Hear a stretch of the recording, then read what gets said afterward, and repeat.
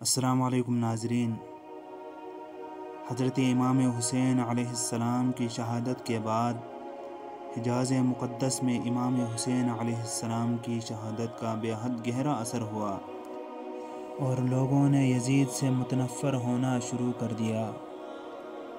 خون حسین پوری رعنائی اور دل آویزی کے ساتھ اپنے اثرات مرتب کر رہا ہے۔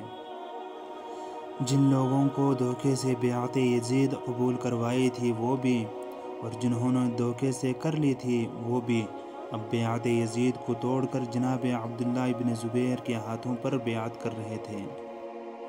یزید کے جاسوسوں نے جب اسے حرمین شریفین میں بسنے والوں کی بیعت توڑنے کے متعلق اطلاع دی تو وہ بہت چھٹپٹا گیا، اور پھر اس نے عامل مدینہ ولید کو معزول کر کے اس کی جگہ محمد بن عثمان کو مدینہ کا گورنر بنا دیا۔ مگر لوگ بدستور یزید سے اظہار نفرت کرتے رہے۔ یزید تو وہی یزید تھا جو پہلے تھا، فرق صرف یہ ہے کہ امام عالی مقام علیہ السلام اس کے فسق و فجور اور حدود اسلامیہ کو توڑنے کے متعلق پہلے ہی جانتے تھے، اور ان لوگوں کو اب معلوم ہوا۔ اہل مدینہ میں سے کئی لوگ دمشق جا جا کر اس کی عیاشی و فحاشی کے کرتوتوں کو اپنی آنکھوں سے دیکھ آئے تھے۔ جب عثمان بن محمد گورنر بن کر آیا تو اس نے مدینہ کے بزرگ لوگوں کو بلا کر سمجھایا کہ یزید کے متعلق آپ تک غلط افواہیں پہنچی ہیں، اس لیے آپ لوگ اس کی بیعت کو نہ توڑیں۔ یہ وہ لوگ تھے جنہوں نے صحابہ کرام کی زندگیوں کے نمونے دیکھے ہوئے تھے، آسانی سے کیسے مان جاتے، تاہم انہوں نے وعدہ کر لیا کہ ہم خود جا کر تصدیق کرتے ہیں۔ اگر یزید حدود شریعت کی خلاف ورزی کرتا ہوا نہ پایا گیا تو ہمیں کوئی اعتراض نہیں۔ چنانچہ ان بزرگ ہستیوں کا وفد دمشق کو روانہ ہو گیا۔ گورنر نے اپنے آدمی پہلے ہی روانہ کر دیے تاکہ یزید کو اس وفد کی آمد کی اطلاع پہلے ہو جائے اور وہ ان کے سامنے اپنے حرکات سے باز رہے۔ یزید اپنے حرکات کیسے چھوڑ سکتا تھا؟ جو قبیحات اس کی گٹھی میں پڑ چکی تھیں ان سے کیسے بچتا؟ ہاں، البتہ اس نے اتنا ضرور کیا کہ اس وفد کے دل کھول کر شاہانہ ٹھاٹھ سے خدمت کی اور کافی تحائف اور انعامات دے کر انہیں واپس کر دیا۔ وہ انہیں کوفی اور شامی لوگ سمجھا تھا جن کو خزانوں کے منہ کھول کر جب چاہے خریدا جا سکتا تھا، اور یہی اس کی غلطی تھی۔ وہ مدینۃ الرسول کا وفد تھا، اور یہ وہ لوگ تھے جن کے سامنے صحابہ کرام کی مقدس زندگی کی تصویر تھی۔ یہ لوگ مدینہ منورہ میں پہنچے تو انہوں نے صاف طور پر عوام الناس کو بتا دیا کہ معاویہ کا بیٹا فاسق و فاجر اور تارک نماز ہے، کتوں اور بندروں کا شکاری اور لہو و لعب کا رسیا ہے، شراب کھلے عام پیتا ہے، محرمات کو جائز سمجھتا ہے، اور اس کے زانی ہونے کے متعلق بھی ہمیں لوگوں نے بتایا وہ شریعت کے قوانین کی ہرگز پرواہ نہیں کرتا اور اپنی من مانی کرتا ہے۔ اس کا فسق و فجور اس قدر ظاہر ہے کہ اس کی کوئی تعویل نہیں ہو سکتی۔ مدینہ منورہ کے لوگوں نے سنا تو انہوں نے ایک دم اس کی بیعت توڑ کر عبداللہ بن زبیر کے ہاتھوں پر بیعت کر لی، اور پھر عبداللہ بن زبیر مکہ معظمہ کے عامل بن گئے۔ یزید کے لیے حجازیوں کی مخالفت سوہان روح بن گئی۔ اب وہ ابن زیاد کو بھی اس کام پر مامور نہیں کر سکتا تھا، کیونکہ امام حسین علیہ السلام کے قتل کے عوض اسے خراسان کی حکومت دینے کا وعدہ کر کے یزید نے انحراف کر لیا تھا اور اس کے بجائے اسلم کو وہاں کا گورنر مقرر کر دیا تھا۔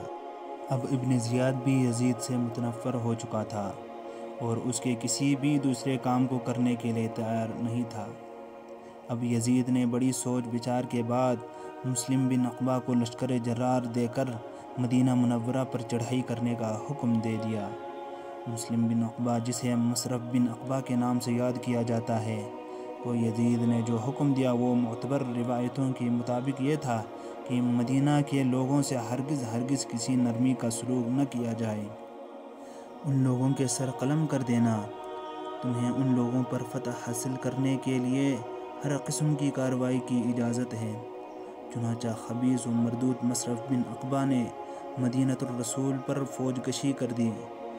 وسیل الملائکہ حضرت حنظلہ کے صاحبزادے مدینہ کے لوگوں کو ساتھ لے کر مقابلہ میں آئے، مگر یزید کی فوج بہت زیادہ تھی۔ بڑے بڑے مقتدر اور ذی وقار لوگ شہید کر دیے گئے، اور بالآخر فوج یزید مدینہ منورہ پر قابض ہو گئی، اور پھر مدینہ پاک کی جو بے حرمتی فوج یزید نے کی وہ حد بیان سے باہر ہے۔ انہوں نے مسجد نبوی شریف میں گھوڑے باندھے، محمد عربی صلی اللہ علیہ وآلہ وسلم کے منبر شریف کو غلاظت سے آلودہ کیا۔ خدا کی مار ہو ان لوگوں پر، جنت کی کیاریوں میں ان کے گھوڑے لید اور پیشاب کر رہے تھے، اور وہ وحشت و بربریت کی انتہا کرتے ہوئے مدینۃ الرسول کی بہو بیٹیوں کی عصمت لوٹ رہے تھے۔ تاریخوں میں آتا ہے کہ انہوں نے 1000 سے بھی زیادہ پاک بازوں کی عصمت دری کی۔ حجرہ رسول کے باہر 70,000 ملائکہ ایک طرف درود و سلام کے ہدیے پیش کر رہے تھے، اور دوسری طرف یزید کے بدمعاش ضلالت اور رذالت کی انتہا کر رہے تھے۔ یہ تھا یزید کا کارنامہ، لعنت ہو خدا کی ایسی فوج بھیجنے والے پر اور ایسی فوج پر۔ مدینہ منورہ کی بے حرمتی کرنے کے بعد لشکر یزید نے مکہ معظمہ پر چڑھائی کر دی۔ مصرف بن عقبہ ملعون راستے ہی میں مر گیا، اور یزید کے حکم کے مطابق اس کی جگہ ایک دوسرے ملعون نے لے لی، اور پھر مکہ معظمہ میں جا کر انہوں نے شہر کا محاصرہ کر لیا اور جگہ جگہ آگ لگا دی۔ منجنیقوں میں رکھ رکھ کر کعبہ معلیٰ پر پتھر برسائے اور کعبے پر آگ پھینکی، جس سے اغلاف کعبہ جلنے لگا۔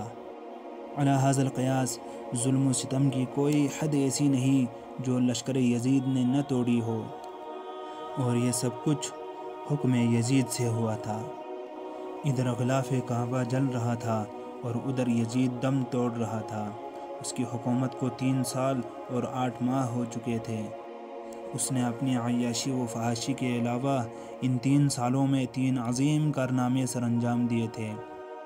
نواسۂ رسول اور اس کی اہل بیت کو شہید کروایا، شہر رسول کو لوٹا اور اس کی بے حرمتی کی، مولد رسول میں آگ لگائی اور کعبہ کے اغلاف کو جلایا، اور اب وہ اولنج کے شدید ترین درد سے تڑپ رہا ہے۔